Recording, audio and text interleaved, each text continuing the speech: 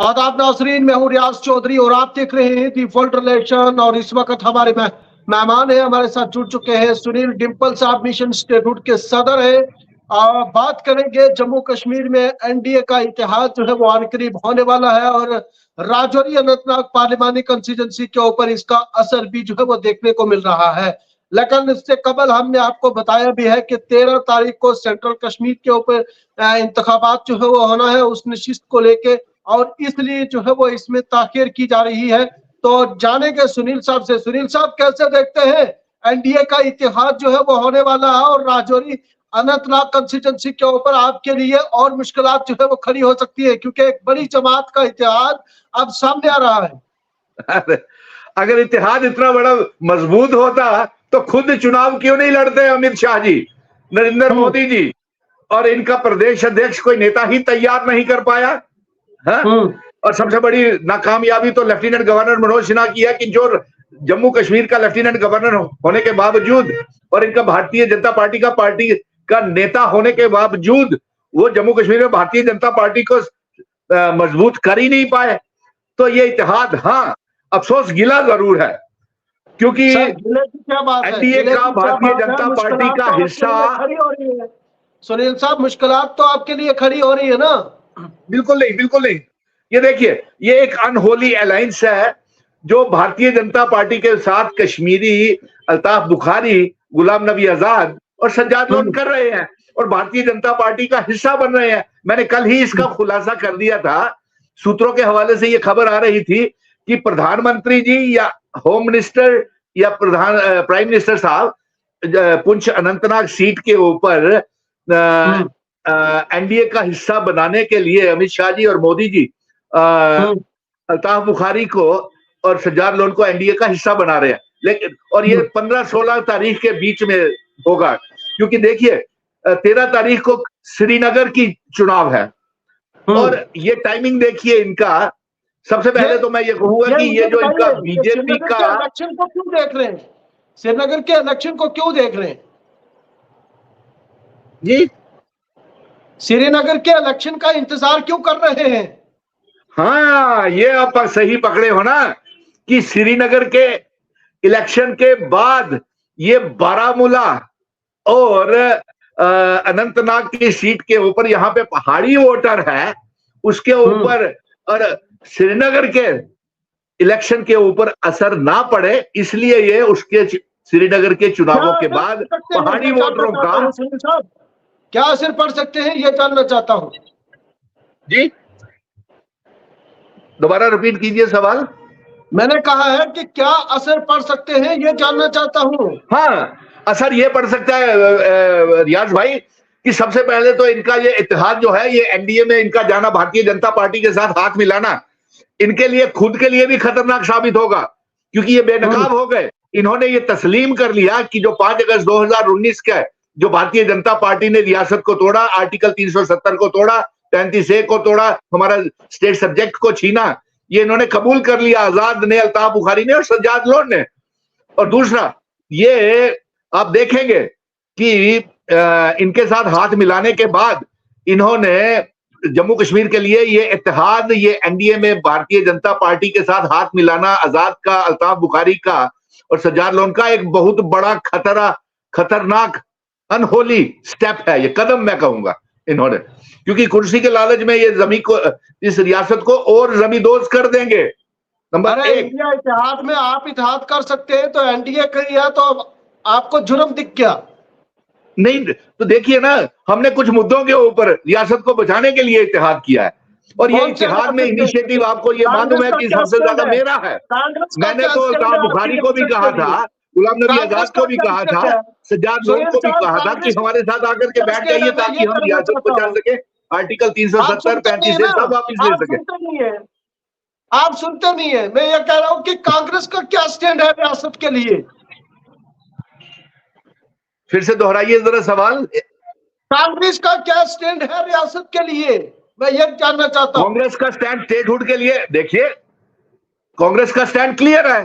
वो तो supreme court ने ऐलान किया है, वो तो सुप्रीम कोर्ट ने ऐलान किया है कि स्टेट का दर्जा बहाल होना चाहिए और मरकजी सरकार को उसके लिए वक्त भी दिया गया है।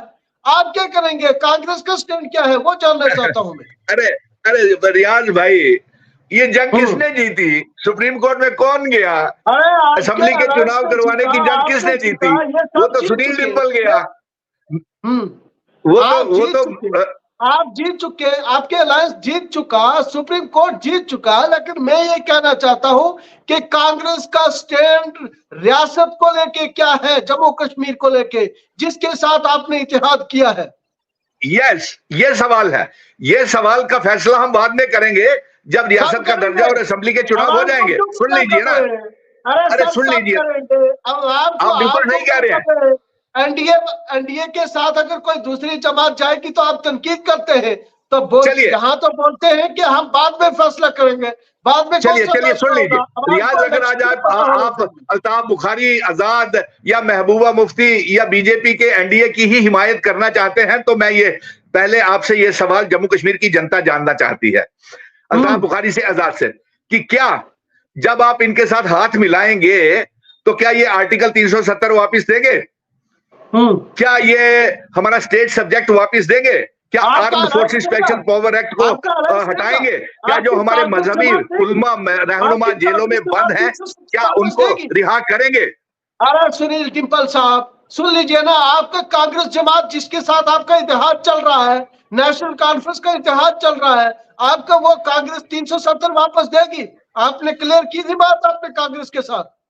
देखिए रियाज, 370 के लिए जंग में 100 सालों तक लड़ूंगा, ये मैं आपको आज फिर दोहरा देता हूं। आपने इत्तेहाद कर दिया, बातें मुकम्मल नहीं की, आपने इत्तेहाद कर दिया, लेकिन लोगों के मामलात को लेके, लोगों की चीजों को लेके आपने वाज़ेह तौर पे जो है वो आवाम के बीच में बात नहीं रखी। अधूरा इत्तेहाद, और आप एनडीए के साथ अगर कोई जमात जा रही है तो आपको परेशानी क्यों होती? चलिए कोई बात नहीं, मुबारक है। मैं अल्ताफ बुखारी को भी मुबारक देता हूँ, आजाद को भी मुबारक देता हूँ, और सज्जाद लोन को भी मुबारक देता हूँ कि आप बड़ा अच्छा कर रहे हैं भारतीय जनता पार्टी के साथ अलायंस करके। और मुबारक इस बात की भी दे रहा हो कि आपने उस पार्टी के साथ अलायंस किया जिसने हमारा 370 स्टेट सब्जेक्ट सब छीन लिया, हमारी रियासत को तोड़ करके मामूली सी यूनियन टेरिटरी बना दी। अब इसके आगे मैं इनसे ये भी जानना चाहता हूं कि क्या आपके अलायंस करने के बाद ये भारतीय जनता पार्टी आर्टिकल 370 रियासत के लोगों की मांग को पूरा करेगी?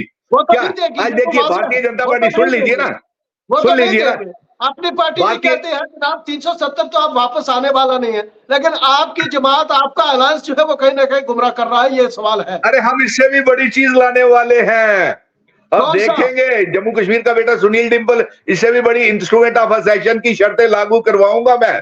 आप देखना, जब हमारी असेंबली के चुनाव होंगे, ये वहां पे बेनकाब हो गए हैं, ये इनका इत्तेहाद, एनडीए का इत्तेहाद, और ये अल्ताफ बुखारी और ये सज्जाद लोन और गुलाम नबी आजाद, ये पार्लियामेंट के चुनाव तो हार रहे हैं, साथ में असेंबली के चुनावों में भी ये बुरी तरह से हारेंगे, इनकी नई सरकार बनेगी। और सबसे बड़ी बात तो ये है यार रियाज भाई, आपने भारतीय जनता पार्टी के नेताओं के 2 दिन के बयान नहीं सुने?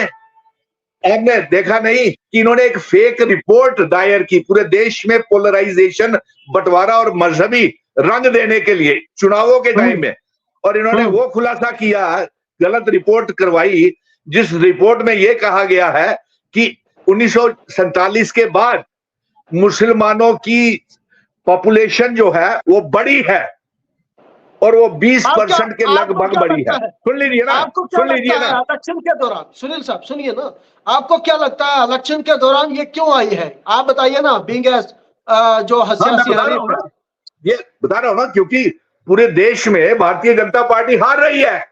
इनकी सीटें, मुझे मुश्किल से लगता है कि 200 तक भी बड़ी मुश्किल से एनडीए की सीटें पहुंचेगी, नंबर 1। इसलिए इन्होंने ये शगुफा छोड़ दिया कि मुस्लिम की पॉपुलेशन बढ़ रही है, ताकि हिंदू और मुस्लिमों में पोलराइजेशन हो जाए। ये कौन सा टाइम था? फिर किसी जगह इनके जो मेंबर पार्लियामेंट्स हैं, वो कभी कह देते हैं कि हम हिंदू राष्ट्र बनाएंगे भारत को, कभी वो ऐलान कर देते हैं कि हम इसलिए 400 सीटें मांग रहे हैं मोदी जी चाहते हैं देश के आइन को बदलना, संविधान को बदलना, और गैर आईनी तरीके से, जिस तरीके से रियासत को तोड़ा है, जिस तरीके से हमें जम्मू कश्मीर को बर्बाद किया है, उस तरीके से आइन को बदलना चाहते हैं, कॉन्स्टिट्यूशन को बदलना चाहते हैं, इसलिए 400 की मांग कर रहे हैं। तो ये बड़े बुरे दौर से, बड़े मुश्किल हालात से आप देख। लेकिन बात सुनिए सुनील साहब, बात सुनिए, बात यह है कि आप जहां अलायंस जो है वो इंडिया इतिहाद के साथ कर सकते हैं, लेकिन एनडीए के साथ अगर कोई इतिहाद कर रहा है तो आपको परेशानी होती है। बहरहाल जम्मू कश्मीर में एनडीए इतिहाद जो है वो अनकरीब होने वाला है, उसको लोग लेके जो है वो जम्मू कश्मीर की सियासी जमातें भी जो है परेशान है, जैसे पीडीपी हो, नेशनल कॉन्फ्रेंस हो, मिशन स्टेटहुड हो, ये कहीं ना कहीं उनके लिए परेशानी जो है वो वक्त आने वाले वक्त में बढ़ सकती है। लेकिन जो अलायंस है, इंडिया इतिहाद है, उसकी वाजिया पॉलिसी भी जो है वो आवाम के बीच में नहीं है, ये भी एक बड़ा सवाल है। जहां एनडीए इतिहाद के लोग 370 की लेके बात करते हैं, लेकिन कांग्रेस की जानिब से जो है वो इसके लिए वाजिया बयान जो है वो नहीं है, तो फिर एनडीए को जो है वो क्यों तनकीद का निशाना जो है वो बनाया जा रहा है, ये एक बड़ा सवाल है। हाँ, बड़ा सवाल है ना। आप मुझे ये बताइए कि यूपी में पोलिंग सिर्फ 55% क्यों हुई, कम क्यों हुई? गुजरात में कम क्यों हुई? महाराष्ट्र में कम क्यों हुई? आपके पास जवाब नहीं है, आपके पास जवाब नहीं है, ये एक बड़ा सवाल है। जबकि लोगों से जानते हैं क्या कुछ कहना है, कमेंट बॉक्स में राय जरूर दें।